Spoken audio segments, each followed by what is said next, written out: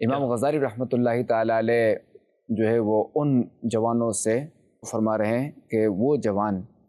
کہ جو توبہ میں ٹال مٹول کرتے ہیں، صحیح، اور وہ کہتے ہیں کہ میں جو کل میں توبہ کر لوں گا، ایسوں کو سمجھاتے ہوئے ارشاد فرماتے ہیں امام غزالی رحمۃ اللہ تعالی علیہ کہ کیا تم غور نہیں کرتے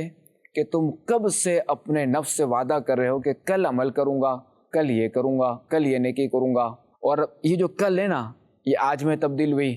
اب یہ آج جو ہے نا پھر یہ دوبارہ گزشتہ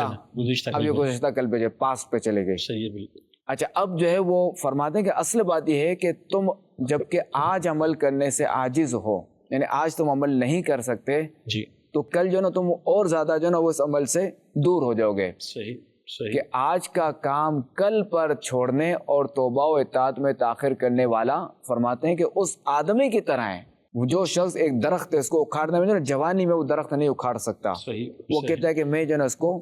اگلے سال اس درخت کو جو ہے نا میں اس کو ختم کر دوں گا، اس کو میں کاٹ دوں گا، یہ درخت اس کو نکال لوں گا زمین سے۔ صحیح، حالانکہ دیکھیں کہ اگلے سال جب اس کو اگلا سال آئے گا اس جوان کا، تو ایک جو ہے نا وہ ایک ہے کہ انسان کی طبیعت ہے کہ جو عمر بڑھتی جاتی ہے تو بندہ ایک وقت آتا ہے کہ اب جو ہے نا اس کی کمزوری بالکل شروع ہو جاتی ہے۔ بالکل ایسا ہی ہوتا ہے۔ اب یہ دیکھیں کہ اب یہاں یہ بندہ تو کمزور ہوتا جا رہا ہے، صحیح، ٹھیک ہے، اگلے سال یہ اور کمزور ہو جائے گا،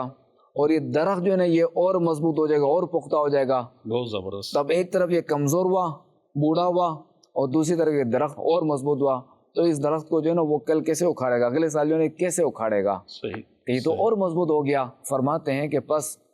وہ جوان اس درخت کو اپنی جوانی میں نہ اکھاڑ سکا صحیح، تو وہ بڑھاپے میں کیسے اکھاڑے گا؟